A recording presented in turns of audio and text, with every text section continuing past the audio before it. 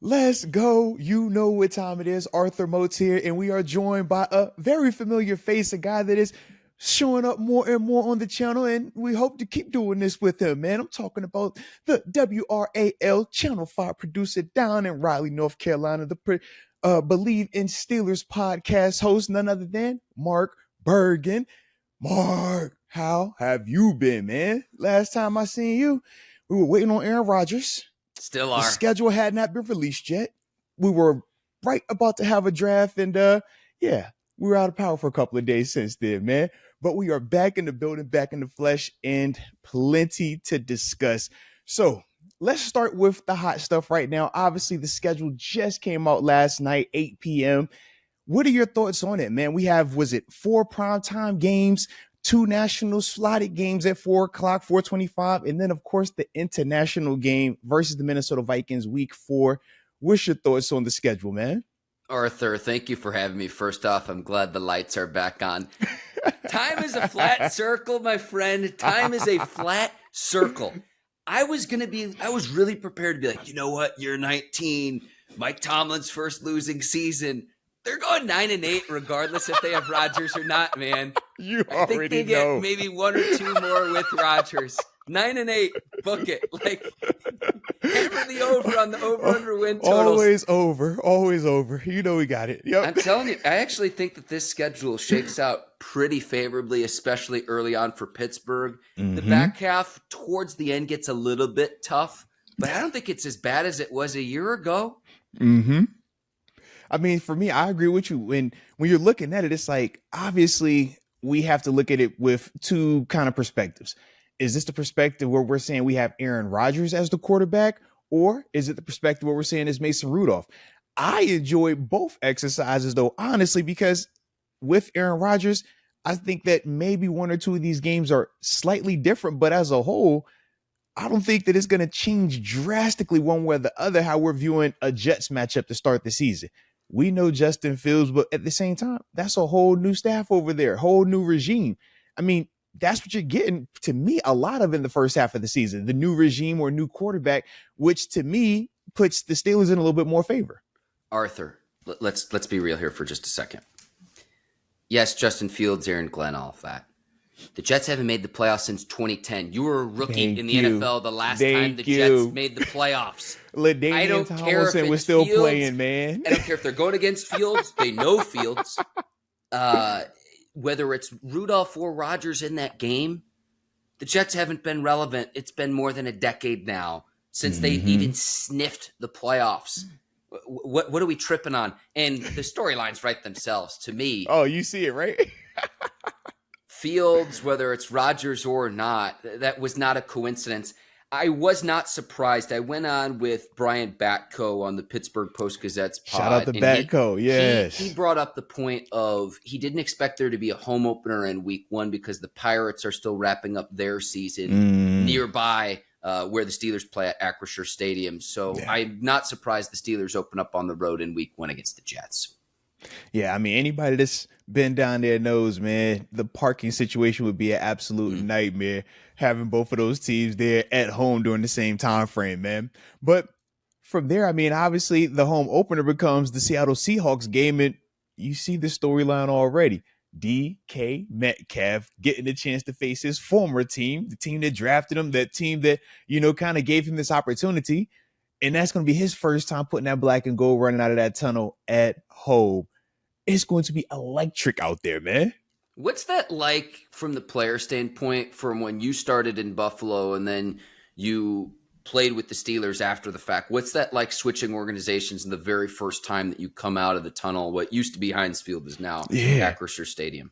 Oh, man, it's a crazy feeling. Because obviously you are trying to get entrenched with your new organization, that new fan base, and you want to love on them and feel like, you know what, this is all I care about. But then at the same time, you still have those feelings.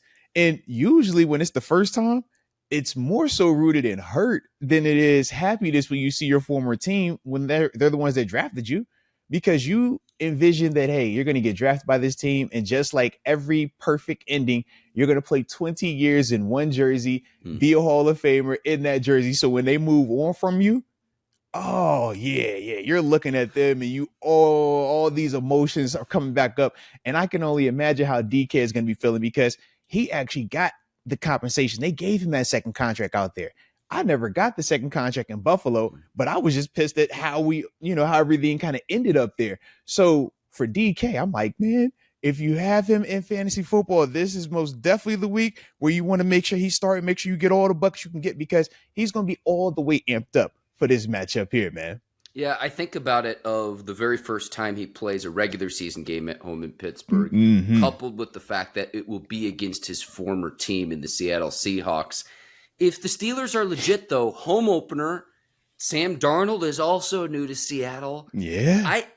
I mean, newsflash. I've got the Steelers starting out 3-0. I do, because Ooh, it's like if they're actually legit, yeah, you've got to win these first three games because it does get more difficult. But home opener against Seattle, I don't know. Like, is this going to be the pumpkin who showed up at the end of the season with Minnesota and who bounced around the league in his other stops with the Jets and the Panthers?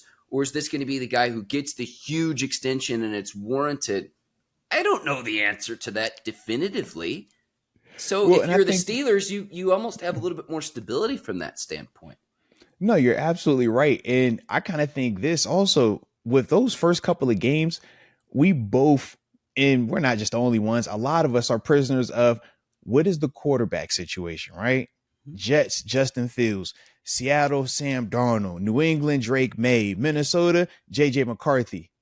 But how many times have we said here in Pittsburgh, defense is going to get us up out of this thing? In any of these games, who are we saying that their defense is better than the Steelers defense? I think that that's the other part when we talk about how the Steelers force teams to create turnovers, force teams to make mistakes. All of these first four teams, to me, offensively, as much as we could look at the optimistic side, I'm like, all of these teams are going to be turning that football over or traditionally have had players in those positions that turn the football over.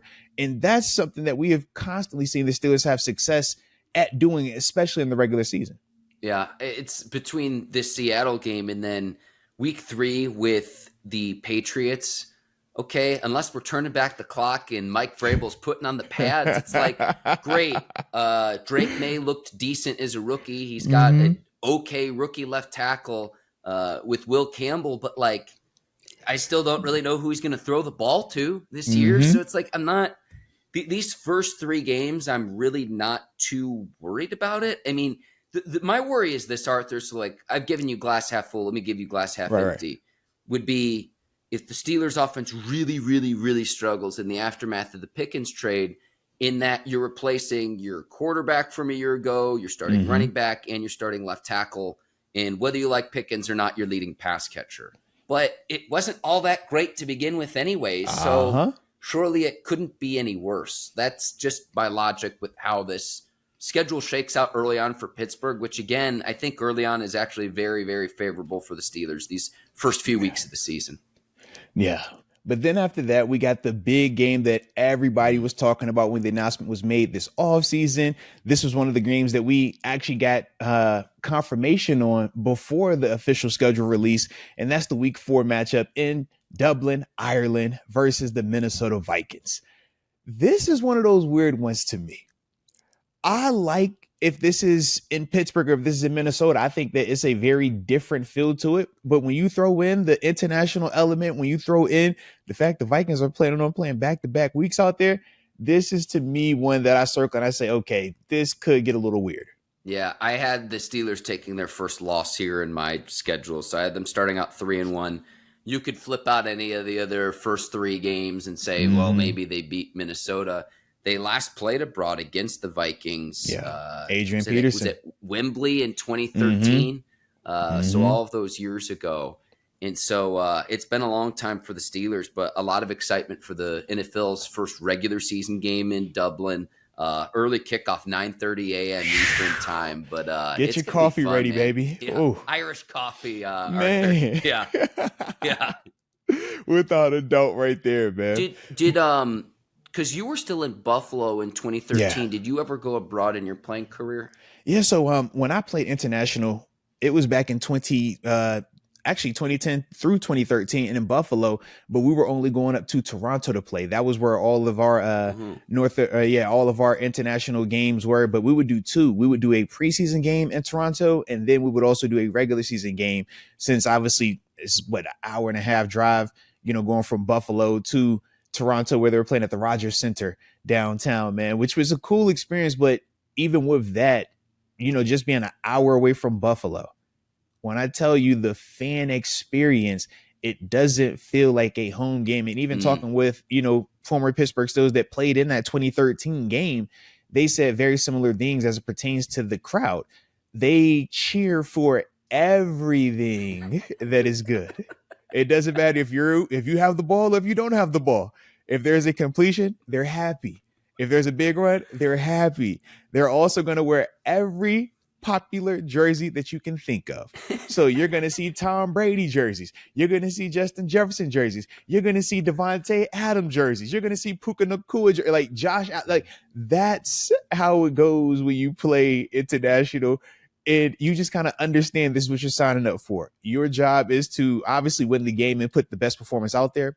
But you're also doing a marketing thing in terms of trying to expand the NFL's or the football platform or the football foothold, further out. Because if we don't introduce this game to foreigners, how are we going to get them to actually, have a passion about it, to want to grow it, to want to play it, and then ultimately help it get bigger? So you kind of think of it both ways like that. But yeah, you definitely prefer being on like real, home field or really on the road, because it's really a neutral vibe that you get when you play international. It sounds like we just need to get the Bills Mafia on a bunch of buses to Toronto to me.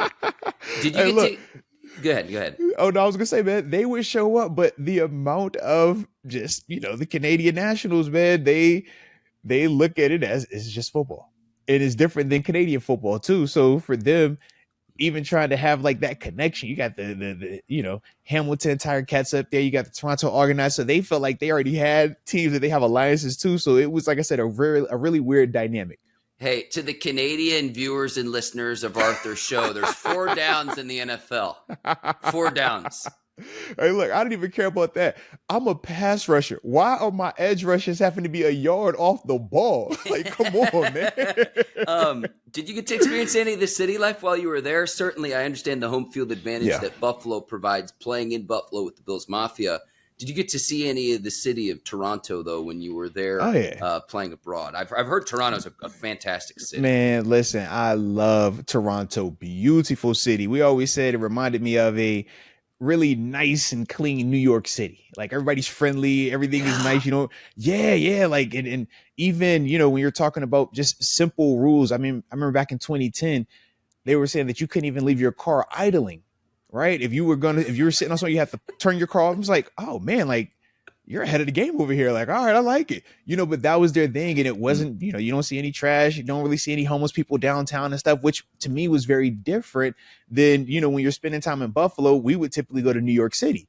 So, you do that. And it's like, it's a very different energy there compared to when you go to Toronto. So from there, definitely started to love Toronto a lot more, man. But, that's one of the things that, when you do get to have these international experiences, for us going to Toronto, because of it being close in proximity, we only would leave a day ahead, like a normal travel. Whereas when you talk about some of these longer trips, whether it's to London, to Ireland, some of the teams that, play in, I was in Spain this year, they're going to leave probably a week or multiple days ahead. So you're going to have a little bit different of a dynamic when you're out there in terms of, what do you do on Monday or Tuesday in terms of your rehab and your recovery? How do you prepare in terms of film session or your extra work you might want to do throughout the week?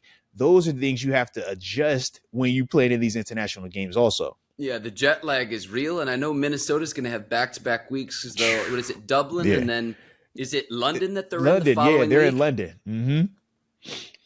They're giving them the Jacksonville Jaguars treatment. They're trying to see who do we want to have international full-time first? All right, the London Jags or the London Minnesota Vikings, London Vikings. That day will come when there's more expansion. I do believe that day will come.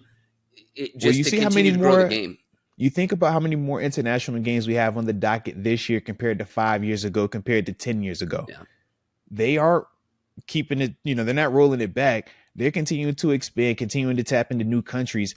And for the NFL, I don't see why they would even consider, not going even further with this thing, because it's only going to make the game better and also continue to get more resources for the game also. Definitely. And as we go on into the Steelers schedule too, you see Thursday night games. There's not really much holiday impact this year with the Steelers, but remember they played on Christmas It's refreshing, Day, right? a Very year refreshing. ago. Well, yes. it's the NFL being out for blood as well. And you look at the top 100 watched broadcasts each year. I had it pulled up for the last 5 years. I've got this in my notes here, Arthur. For the last 5 years, top 100 watch TV broadcasts, 395 of them are the NFL. Again, I'll say this again. Last 5 years, top 100 watch broadcasts each year. 395 out of the 500 total are the NFL. If that does not show this country's infatuation with the NFL, I don't know what does. And it shows you why the NFL is going to play games on Black Friday, why they're going to go after Christmas Day, which has always been for the almighty NBA. Mark, you said they're going to go after. No. They have already taken over Christmas Day. We've seen that now. That they own Christmas. That's what they do.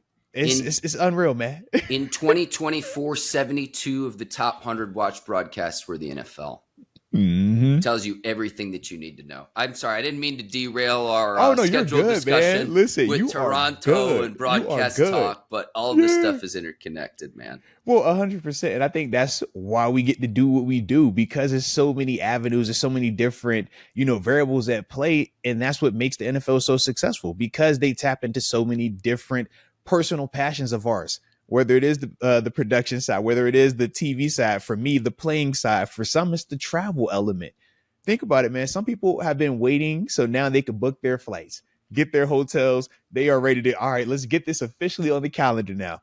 And that's the NFL understanding that. And I mean, it's part of, why they are who they are. This is not new to them, man. But coming out of that early bye, which it is pretty early this year, man, I'm not the biggest fan of that. It's like week 5, but you have to do that when you have the international game. I mean, it's just part of it. So from there, you come out of the bye, and now it's time for Cleveland. I don't know which quarterback we're going to get at that point.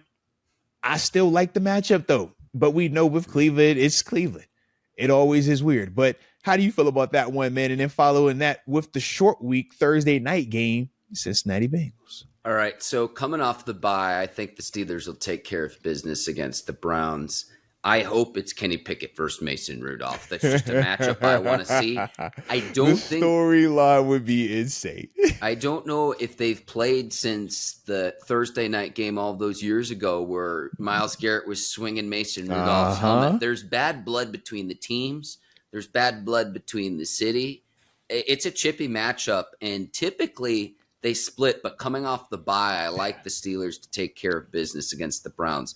Short week, though, then against Cincinnati, I had the Steelers losing that game. And my thought process here is like Cincinnati is built in the complete inverse of Pittsburgh. Yes. All of their money's on the offensive side of the ball as the Bengals still try to figure out what the heck they're going to do with Trey Hendrickson, one of their few good defensive players. The guy who led the NFL what about Shamar Stewart and Demetrius Knight as well? What are we doing with all? They got But the Bengals are going to try to. It's like those. I think we talked about it. I don't want to put words in your mouth, Arthur, but it was like you compared it to the Mike D'Antoni style basketball team, where it's just like we're just going to run and shoot and try to win a game. I'm trying to score 160 to 158. Yeah. That's what I'm trying to do with it. Yeah. So, and it makes sense because Cincinnati spends by far more money at the receiver position than any other team. Okay, you're getting premium performance, though, from Jamar Chase and T. Higgins. So on a shortened week on Thursday Night Football, I just think the Bengals are going to be light up the scoreboard. I do have the Steelers losing on that Thursday night game, but I do have them taking care of business against the Browns coming off their bye week. I like it. And I even like the fact that you even were saying, hey, you want Kenny Pickett in the matchup. I'm going even jankier. I want to get Shador versus Will Howard in the matchup. All right. Give me the battle of the mid-round and late-round quarterbacks. All right. That's what I want to see. You know what would be crazy, Arthur, is if we got the rookies, what is it, in week 6, Yeah. And if we got the opposite, if we got the veterans Get the vets later on in the season, just to make it just fully weird, to make it fully weird. Absolutely. I do want to see. I want to see multiple of those matchups. But Kenny, I love to see former players go up against their former teams. It's just like who was and right. That game would be in Pittsburgh too. Mm-hmm. That's the other part. Mm-hmm. And so it's like whether it's Pickett, Deontay Johnson, DeMonte Casey as well, be going up against his former team as well. So like a lot of these matchups, the storylines write themselves. But can Deontay get his career back on track? And then if it is crazy, Pickett, right? I mean, Pickett against his former team, not just his former team, but in the city where he went to college as well. It's just like, man, I hope we get to see that. I really do. Yeah. I forgot all about that storyline with Deontay. I'm like, man, you'll come back with the guy that you left because of. And now he's your teammate once again. Yeah. You gotta love it. You got to love there's it, man. Some continuity there. So it's like, hey, man, I don't think you could definitively say like, oh, I know who the starting quarterback's going to be that week. I don't even think Cleveland knows that. I mean, the very first rookie mini camp they have, I mean, and this is why teams didn't draft Shador. I saw one of the reporters ask Stefanski, well, why did Dylan Gabriel get the first team reps? And he's looking at this reporter like, we're already starting this. Like, we're really? already starting this. Hey, like, simple fact. He was drafted ahead of him. All right. That's why. We'll just start with that one, okay? Hierarchy. And then the follow-up was great, Arthur. The follow-up was, is it going to be that way again tomorrow? And I was just like, gosh. Rookie mini camp. Like, not even. Day one. All right. We just started out here today. All right. We just started. Jeez. Why did Dylan get 6 reps and Shador only got 5 reps on this set right here? What's going on? We're just trying to figure it out. Arthur, you got me messed up, man.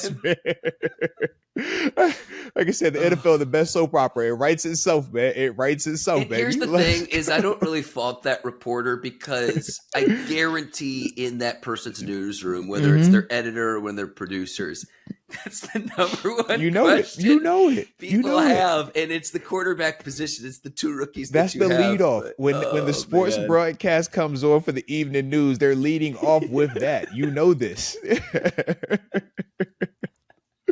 But following those 2 matchups, man, geez, these quarterbacks. This is the Cleveland effect, man. We're suffering from Aaron Rodgers, and they're suffering from just Cleveland being Cleveland. It just happens like that, man. All right.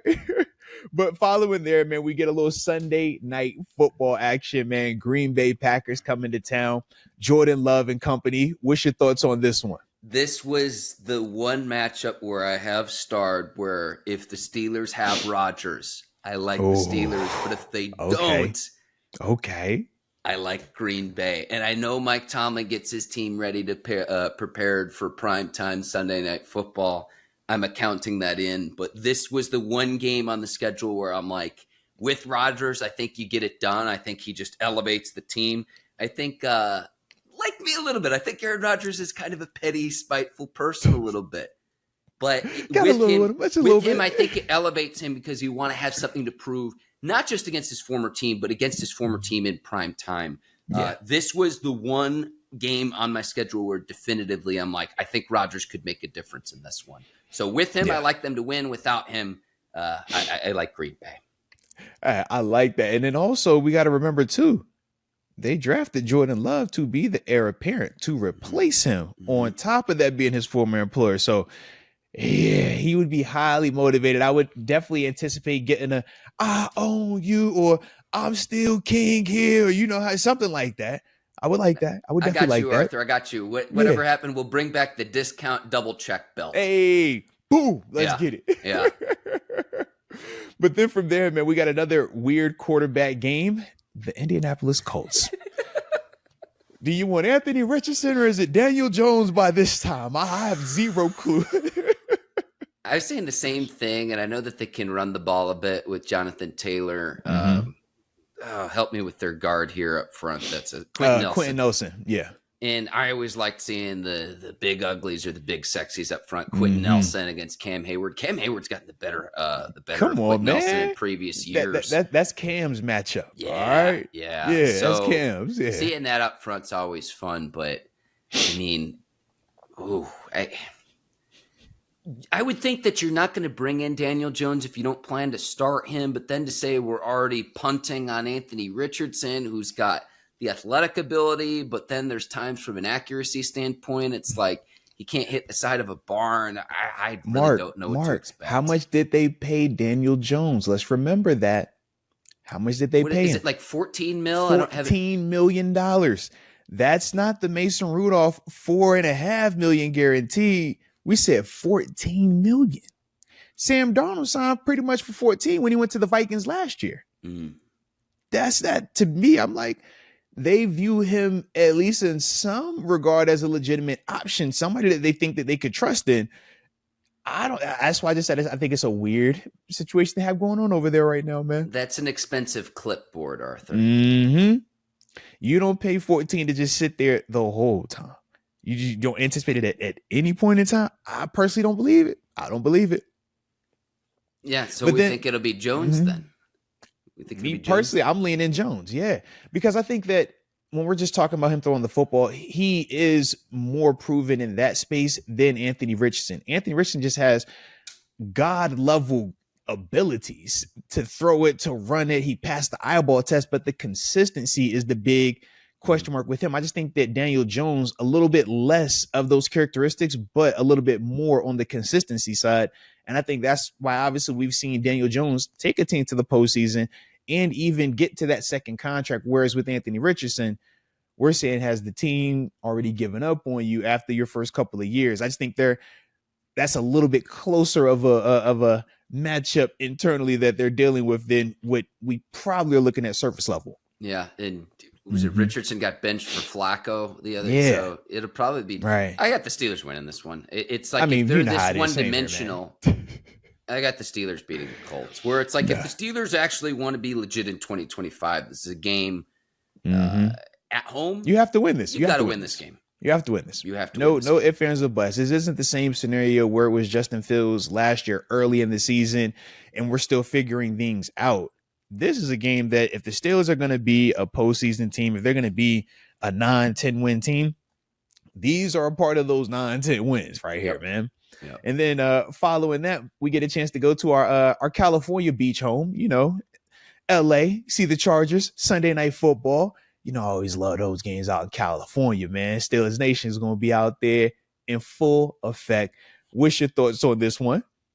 Najee. That's all eyes on Najee. Come on, baby. Again, one of those, how does the player perform against his former team? They didn't pick up the fifth-year option. And I can't believe I've got the Steelers losing again in prime time. I just think that Harbaugh is just going to – I think Harbaugh – it's the Harbaugh effect of how he's going to elevate Justin Herbert. So – this is a tough matchup for the Steelers, and I think Najee's going to want to get some redemption for – I think he's a pro, but was he what you wanted in a first-round pick for the Steelers? Yeah. And again, I get the argument that his offensive line wasn't there and teams were loading the box, but this is going to be one of those games where I think he's going to run really, really hard. This is like one of the matchups where you look at it like, okay, if you had to pick – maybe not the matchup I want to watch the most, but it's among, I'd say, the top three of any of the games that I want to see the Steelers play in the 2025 season. This would be one of them. Yeah, and you got to remember, too, when they came out here last year, Herbert got hurt. So he's going to also be motivated wanting to prove it. And I'm sure for Harbaugh, that was one of the games that they lost, but largely due to, the quarterback going down. You never got a chance to truly see how it would play out in the second half if all parties were healthy. So I think that they're going to be thinking about that also coming into this matchup. And yeah, it's going to be interesting, but I'm banking on it being a home game for the black and gold. You know that. But then from there, we get a chance to against the Chargers. Chargers out in LA. No. But you're saying that the fans travel. Okay. It's Steelers Nation, baby. Okay. Listen, when the Steelers play in California, it is a home game. When they play in Arizona, it's a home game. When they play in Texas, it's a home game. When they play in Florida, it's a home game. Arthur, baby. I did a live reaction last night, and I didn't even factor that. I didn't even factor that into my pick. You're spot on. Oh man. Yeah. I'll Come just on, to go man. against You you. know they doing that. You know they doing that. It's gonna be more. It's gonna be more Steelers fans there than Chargers fans. I got you. I'm sorry. We can keep this rolling, but sorry, you said home game. I'm like, wait a second. Wait a second. That's why I called it our California home. All right. Every once in a while, we got to go to the California home. Every couple of years, we go out there. We going out to the California home this year. Okay. Yeah. But then from there, man, Cincinnati finally makes their way down to Pittsburgh for the 2025 season, November 16th, 1:00. What's the energy on this one, man? Because we talked about the Thursday night one. You had the Bengals taking that. Steelers are going to get back on track here. Okay. I got the Steelers winning. I've got them splitting each of the division games. Yeah. Is how I've got Pittsburgh. So 3-3 in the division. But I think Here's the thing. People are like, oh, how could you pick this team on the road or this team at home? I've got the Steelers winning at home against the division and losing on the road. If some happen to be flipped throughout the course of the season, my predictions aren't going to be perfect. At least probably not. We'll see. But I'm usually pretty spot on in terms of the win totals. I'm usually very, very close, if not right on the money with that. So I got the Steelers winning at home against Cincinnati. And like you said, if you're a betting man, worst case, 9 wins. All right. Yeah, always take the 9. You got to take the over. Just throwing it out there, baby. All right. But then from there, we get a chance to go out there and officially see Caleb Williams in person, man. Out in Chicago, November 23rd, 1:00 action.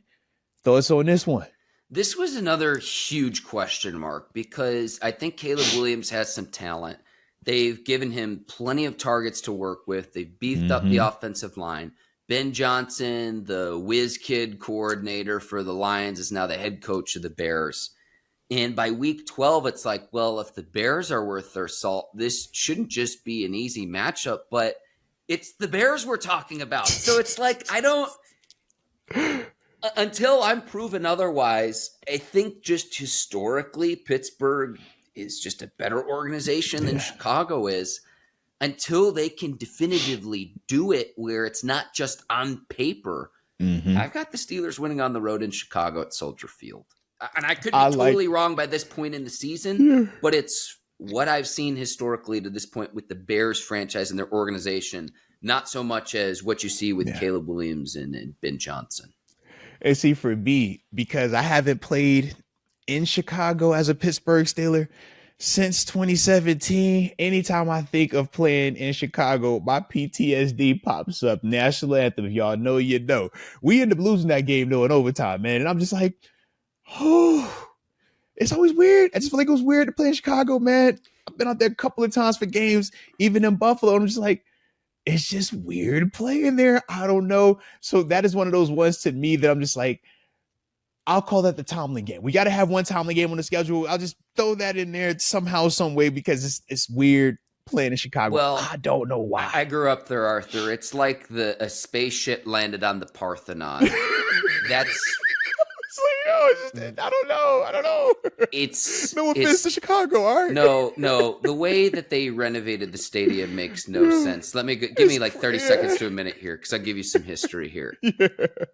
It is the smallest NFL stadium, despite the fact that it's in the third largest media market behind New York and LA. They paid for that stadium with bonds. So, like, Arthur, it would be like paying off your mortgage with the interest that's accrued on your mortgage instead of paying down the principal. And now, because they lease it from the city of Chicago, they're talking about possibly moving out to the suburbs. We're having to renovate Soldier Field, and no one wants to pay for a new. No, it's going to be at least $2 billion to do a stadium correctly, because if you then redo the stadium again, you're going to want to be able to host big time events like the Super Bowl, and to host big time events like the Super Bowl, you've got to have an indoor stadium to be able to do that. So to give you some history behind that, I mean, I remember back in 2002, they played one season down in Champaign, Illinois, while they were renovating Soldier Field.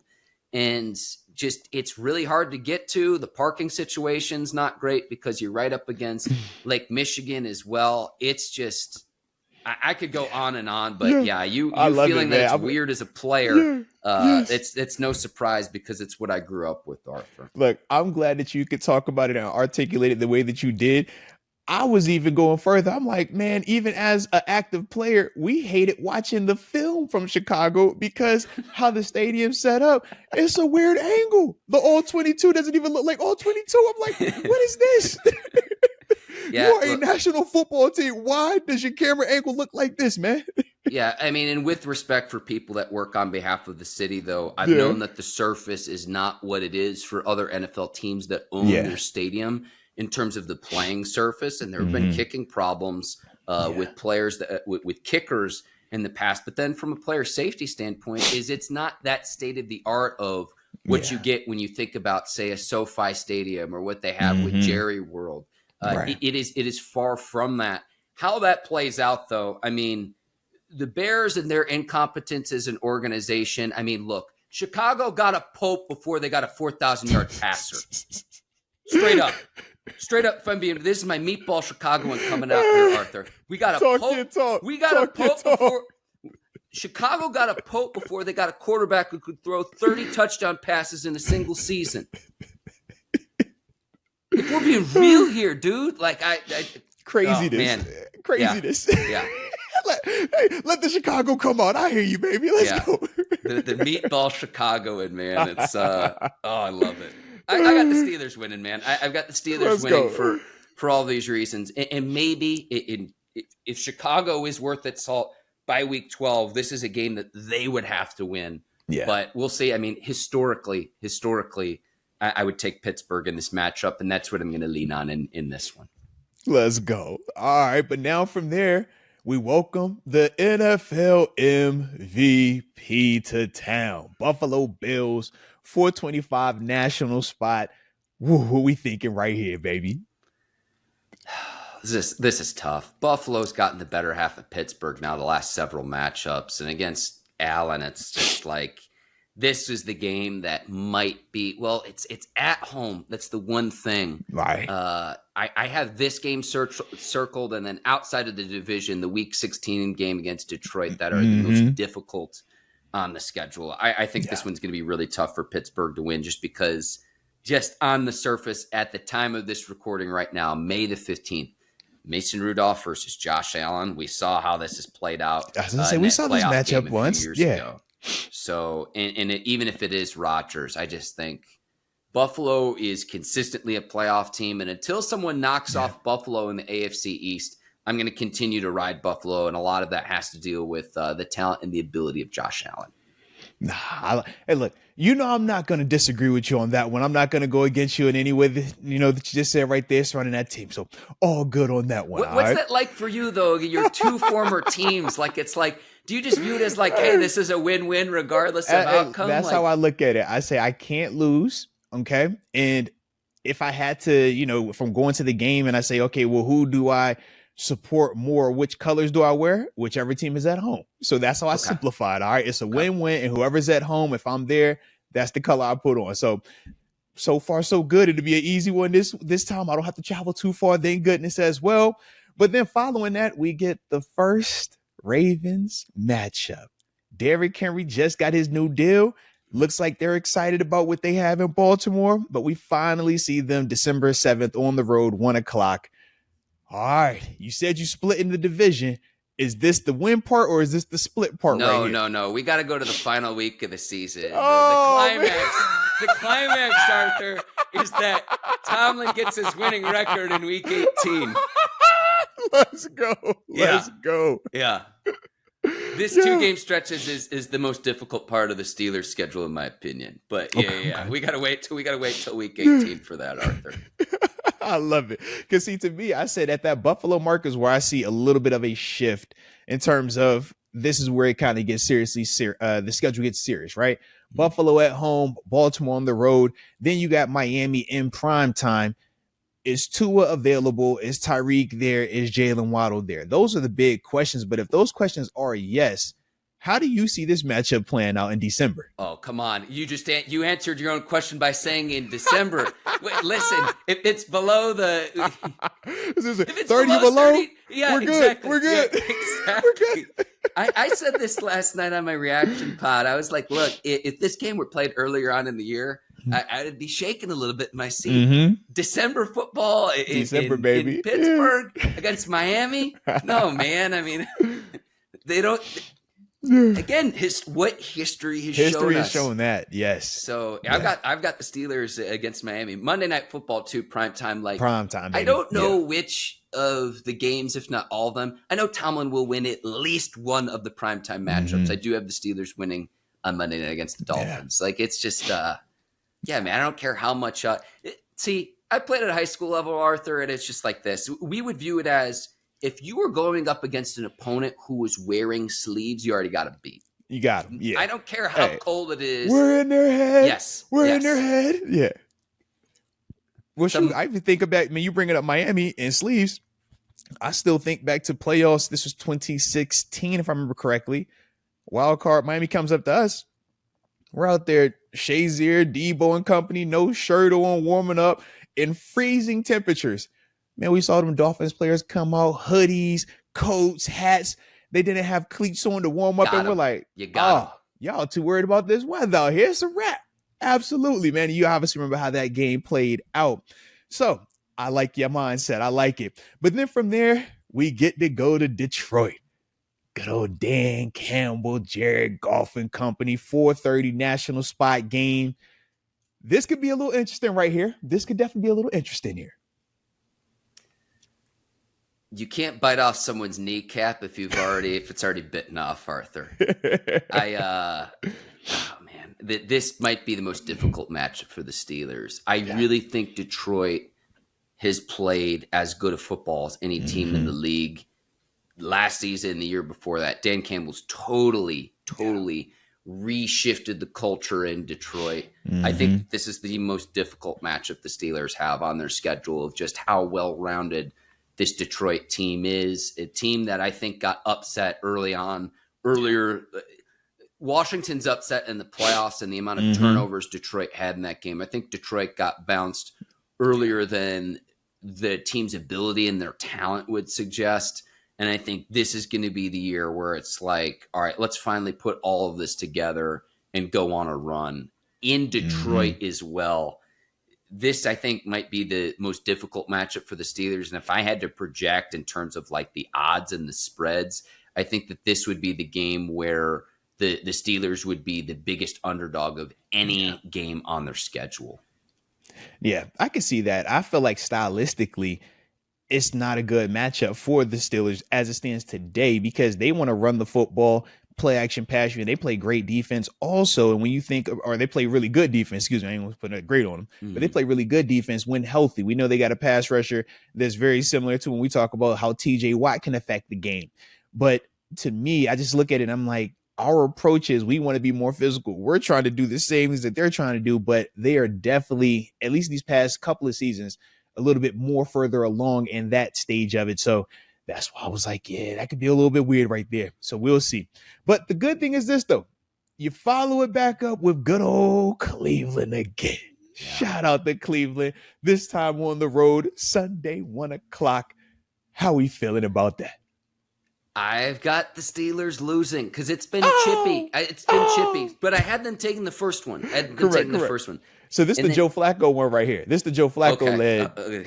Or are we Dylan Gabriel at this stage? Who do you want having out there? Because you said we got Kenny Pickett the first matchup. Oh, man. Could we get like Brian Hoyer back in Cleveland or something like that? Shout out to Hoyer, man. I'm trying to think who else could be. But I don't even know. It's funny. Whatever name I feel like I name is going to end up getting traded away from Cleveland. You already know this. Quarterback position. Yeah. Absolutely. You bring up Brian Hoyer. I'm like, okay, what about let's see, was it Austin Davis? I think he had one. Then you had oh my goodness, what's my man? Because I always think Manziel, but it was after Manziel. It was in between. It was another guy. So yeah, that's Cleveland for you though, baby. So I've got because Cleveland's going to be at home. Look, I could make a bunch of Cleveland jokes. This has been a chippy series, and they typically split the last few years. So I've got Cleveland, but then final week of the year, whether Rodgers is there or not, Tomlin gets to above 500 again, year 19, and we do it all over again. And you take care of business against the Ravens at home, and maybe you're on the outside looking in. Maybe you sneak into the playoffs as I get a tiebreaker 6 scenario. or 7 You know, it can get. seed. Yep. Yeah, Yep. yeah. Let's do it again. Time's a flat circle. I wanted to be the guy, Arthur. I wanted to be on my show to be like, this is going to be the first year Mike Tomlin's going to go sub 500. I couldn't do it. I couldn't do it. What, And where's your 0-6 prediction? Come on, man. We're supposed to come out the gate and just suck. Come on, man.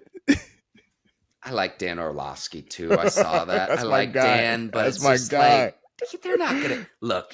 Even if the offense is putrid, which there is a chance that happens, there is. Yeah. They're not going to go 0-6 to start. I promise you that. They'll Worst find a way case, they're going to run the ball 50 times and play defense and kick field goals with Boz. You know this. All pro, man. You know this. Finally got his all pro recognition. Come on, so man. It's just like you know this. It's I wanted to do it for content's sake. I was like, this is going to be the year. I'm looking at the matchups and I'm like, no, I like them against New England. I like them against Chicago. I like it like some of the against Indy. There's games where I'm like, Steelers aren't losing this game. They don't traditionally lose games like this. So it's like I wanted to get there, and I'm open-minded to say, could this finally be the year where they bottom out? They don't really need to, though. 12 draft picks in 2026. Yeah. The fanfare of the draft in Pittsburgh. You call it fanfare. You could say that it's corny. The writing's on the wall to me. What didn't make sense to me with the George Pickens deal is that helps you out beyond this season, but you sign Rodgers unless he's going to bring in Alan Lazard or Randall Cobb or if Gabe Davis or Keenan Allen or Amari Cooper comes in.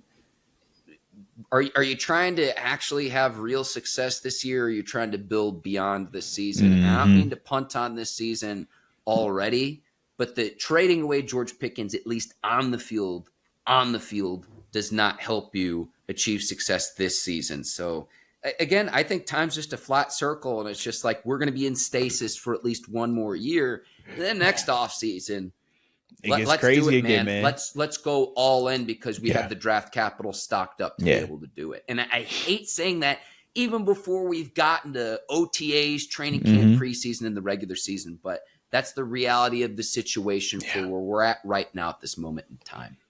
No, I agree, man. And that's the beauty of it. It's like, could something happen where we get crazy development in production from Will Howard or Mason Rudolph or Skylar Thompson? Sure, anything is possible.